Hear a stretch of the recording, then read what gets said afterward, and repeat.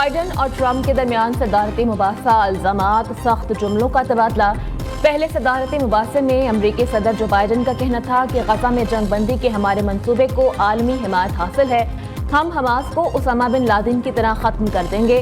اسرائیل Hamas جنگ کے خاتمے کے لیے 3 مراحل پر مشتمل منصوبہ پیش کیا ہے۔ ہم اسرائیل کے ساتھ ہیں، حماس کا خاتمہ ہونا چاہیے۔ جو بائیڈن کا کہنا تھا کہ پیوٹن جنگی جرائم میں ملوث یوکرین کی مدد جاری رکھیں گے۔ ہم نے یوکرین کو امدادی رقم ان ہتھیاروں کی شکل میں دی جو ہم خود بناتے ہیں۔ امریکہ اسرائیل کی امداد کرنے والا سب سے بڑا ملک ہے، ہم یہ سلسلہ جاری رکھیں گے۔ ٹرمپ وہ شخص ہے جو نیٹو سے نکلنا چاہتا ہے۔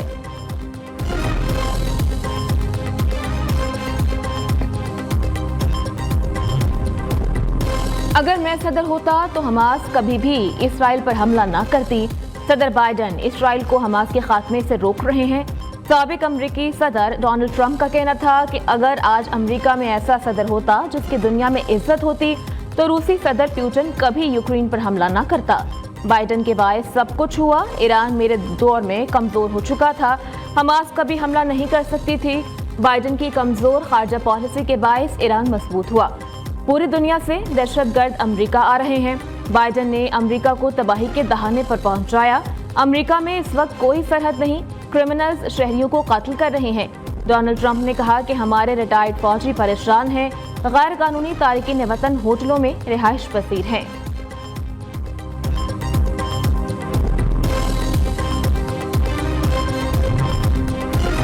ریٹائرڈ فوجی قابل احترام ہیں، انہیں انشورنس دی ہے۔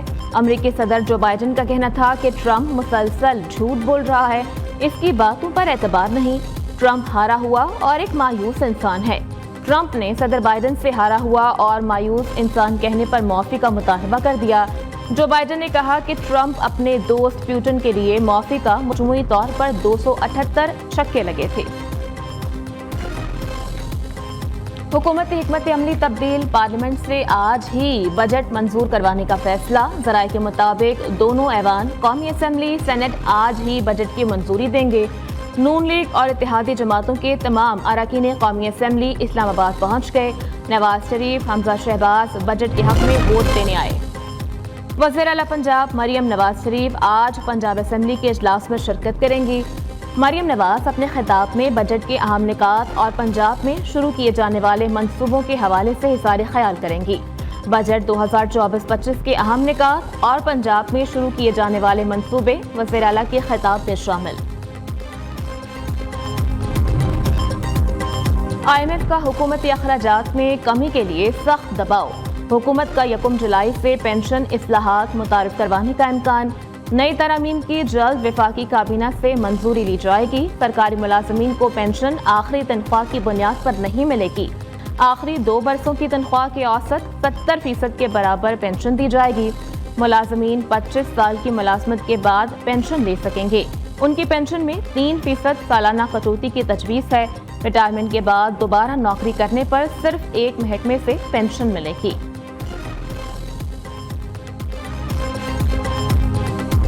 ایسکلیشن جو ہے اس میں دہشت گردی میں جو پولیٹیکل انٹرسٹ گروپس ہیں، پارٹیز ہیں، وہ سپیس نہیں دینا چاہتے۔ ہم اس کو اسمبلی میں لے کے آئیں گے۔ وزیر اعلیٰ KPK نے کسی سٹیج پہ اس آپریشن کو رول آؤٹ نہیں کیا۔ ضرورت پڑی پاکستان کی جو سالمیت ہے، اس سے بڑی بات تو کوئی نہیں ہے۔ TTP ادھر سے آپریٹ کر رہی ہے، لیکن ان کے سیلز جو ہیں، ان کے جو کاڈر ہے، وہ پاکستان کے اندر بھی آپریٹ کر رہا ہے۔ یہ بین الاقوامی قوانین کی خلاف ورزی نہیں ہے کہ ان کی سرزمین سے ہمارے ملک میں دہشت گردی ایکسپورٹ ہو رہی ہے، اور اس کے تمام تر جو ایکسپورٹرز ہیں تو اس دہشت گردی کے ان کی پناہ میں بیٹھے ہوئے ہیں۔ تو آپ کس طرح کہتے ہیں کہ ہم ان کی آگے ہاتھ جوڑیں اور ان کو کہیں کہ جی آپ جو بھی کر رہے ہیں بڑا ہم پہ احسان کر رہے ہیں۔ حکومت کا آپریشن عزم استحکام پر سیاسی جماعتوں کو اعتماد میں لینے کا فیصلہ۔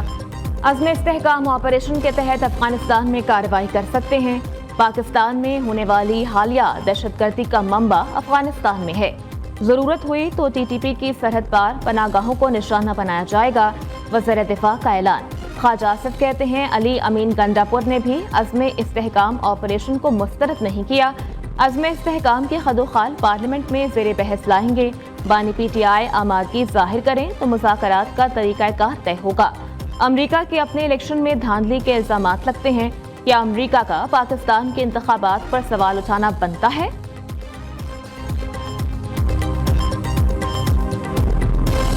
था कि आवाम का माशी कत्ल भी किया गया, इज्जत नफ्स का कत्ल भी किया गया, और एक बार फिर ये ऐलान होता है कि हम ऑपरेशन करें। जिनको साल 1.5 साल पहले अगर पूरा मकान तबाह हुआ है तो 4 लाख रुपए, और अगर जुज़वी तौर पर है तो 1,60,000 रुपए, वो भी पैसे नहीं दिए गए, टोकन दिया गया। रियासतों के मामलात उन उजलत से तय होते हैं, न जज्बाती अंदाज के साथ तय होते हैं, न धमकियों के साथ तय होते हैं। अफगानिस्तान बैनुल-अक़वामी एजेंडे की ज़द में उन क़ुव्वतों के मफादात को सामने रखते हुए अफगानिस्तान में मौजूद अमारत इस्लामिया को मुस्तहकम करने की बजाय अदम इस्तेहकाम की तरफ ले जाना चाहते हैं। रियासतों के मामलात उजलत से तय होते हैं, ना ही धमकियों से। क्या हम अफगानिस्तान को मुस्तहकम करने की बजाय गैर मुस्तहकम करना चाहते हैं? ईरान से दोस्ती हो सकती है तो अफगानिस्तान से क्यों नहीं? मौलाना फजल रहमान ने सवालात की बौछार कर दी। पेशावर में कबायली जरगे के बाद प्रेस कॉन्फ्रेंस करते हुए कहा कि माजी के ऑपरेशन में कबायली अवाम की इज्जत नफ्स और माश का कत्ल किया गया। आज तक ऑपरेशन से मुतासिर अफराद को पैसे नहीं दिए गए। एस्टेब्लिशमेंट से लोग सवाल कर रहे हैं कि अमन और अमान क्यों नहीं आ रहा। ऑपरेशन की माजी की रिवायात तो नाकामी के सिवा कुछ नहीं।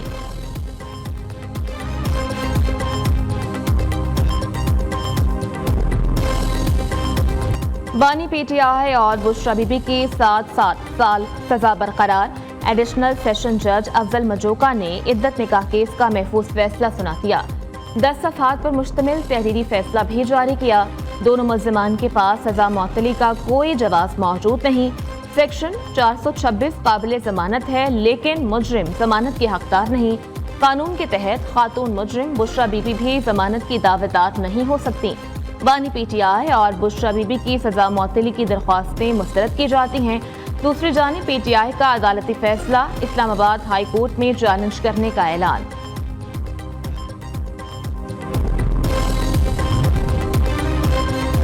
तहरीक इंसाफ में बड़ी तब्दीली। उमर अयूब सेक्रेटरी जनरल के ओहदे से मुस्ताफी। चेयरमैन मरकजी फाइनेंस बोर्ड पीटीआई का ओहदा भी छोड़ दिया। ऑपोजिशन लीडर ने बानी चेयरमैन के नाम लिखा खत सोशल मीडिया पर शेयर कर दिया। बताया इस्तीफा 22 जून को बानी और चेयरमैन बैरिस्टर गौहर को भेजा था। इस्तीफा कबूल करने पर बानी पीटीआई का शुक्रगुजार हूँ। अवाम तैयार रहे। मुल्क भर में आज से तूफानी बारिशों की पेशगोई। बारिश का सबब बनने वाली हवाएं पाकिस्तान पहुंचने वाली हैं। आंधी भी आएगी, बादल भी बरसेंगे। आज से 1 जुलाई तक मुल्क के मुख्तलिफ इलाकों में बारिशें होंगी। महकमा मौसमियात की जानिब से अर्बन फ्लडिंग का खदशा जाहिर करते हुए मुतालिका इदारों को अलर्ट रहने की हिदायत। कराची में आइंदा 2 से 3 रोज वक्फे से हल्की तेज बारिश होगी। कश्मीर, बालाई पंजाब, खिता पोटोहार, इस्लामाबाद, गिलगित बल्तिस्तान, खैबर पख्तूनख्वा, जनूब मशरकी ज़ेरी सिंध और शुमाल मशरकी बलूचिस्तान में भी चंद मुकामात पर आंधी, झक्कड़ चलने और गरज चमक के साथ बारिश का इम्कान है। Chairman एफसर professor doctor Chaudhary Abdul Rahman की काविशें रंग ले आईं। हुकूमत ने हायर एजुकेशन के हवाले से बड़ा मुतालबा मान लिया। हायर एजुकेशन फैकल्टी और रिसर्चर्स के लिए टैक्स छूट बहाल कर दी गई। चेयरमैन सेनेट यूसुफ रजा गिलानी से एफसर वफ्द की मुलाकात। वफ्द ने हायर एजुकेशन के हवाले से तजावीज़ पेश की। चेयरमैन सेनेट ने तजावीज़ को सराहा और फौरी एक्शन लिया। वफ्द में शहनाज वजीर अली, मियाँ इमरान मसूद, अवैस रऊफ, वजाहत लतीफ़ और तलहा सरवर शामिल थे। यह मुलाकात chairman एफसर professor doctor Chaudhary Abdul Rahman के चेयरमैन सेनेट और दीगर हुकूमती अहदेदारों को लिखे गए खत का तसलसल थी। खत में हायर एजुकेशन सेक्टर के हवाले से तजावीज़ दी गई थी।